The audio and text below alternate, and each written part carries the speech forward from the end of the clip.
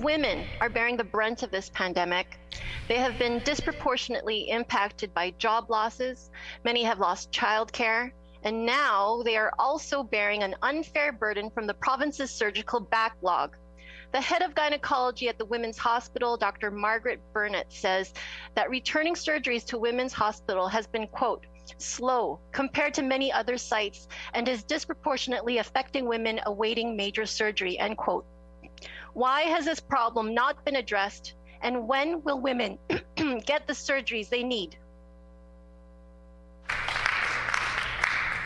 Thank you, Madam Speaker, and I thank the member for the question. Of course, this is something we have been working on for some weeks now, Madam Speaker. I can say that many of those staff that have been previously redeployed have been returned. Up to 77% of those have been returned to ensure that those surgical procedures can take place. But that's why the Premier last week announced more than $50 million to deal with this very issue and other issues as well, to ensure that we have that we can deal with the surgical backlogs, Madam Speaker.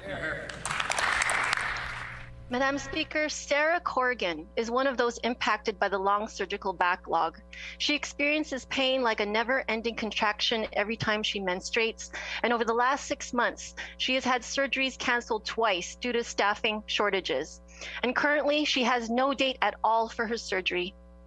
Sarah told local media that, quote, I keep having this light at the end of the tunnel disappear, and I feel like I'm in a void, completely abandoned by my province, with zero options, end quote. Madam Speaker, our caucus members have spoken with Sarah, and I asked the minister on her behalf, when will Sarah and hundreds of women get their much needed surgeries? When will this backlog be cleared? The Honourable Minister of Health. Madam Speaker, our thoughts go out to Sarah. We want to ensure that she gets the speedy surgical procedures that she needs, Madam Speaker, and we are working with officials to ensure that that happens. We have made significant improvements in the last weeks, Madam Speaker, and we will continue to do so over the course of the next little while to ensure that all those who need their surgical procedures are able to get it. Madam Speaker, it's always promises down the road with the Pallister government, but the other provinces have already addressed their surgical backlogs.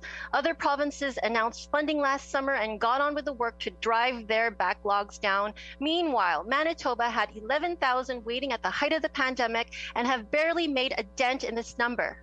As with so much else in this pandemic, the Pallister government is missing a sense of urgency. The head of gynecology says things are too slow. Sarah Corrigan emphatically says that things are far too slow. Why has it taken the Pallister government so long to get this? And when will Sarah Corrigan and hundreds like her get their surgeries? Madam Speaker, as I mentioned previously, we are working with officials to ensure that we get those surgical procedures back up and running, which we have been over the course of the last number of weeks, Madam Speaker. We know that other provinces are increasing their wait times as we speak, Madam Speaker, which is unfortunate. We are working in the opposite direction here because of $50 million that the Premier announced as of last week. We recognize there's more work to do, and we will continue to work towards that goal of reducing those surgical wait times.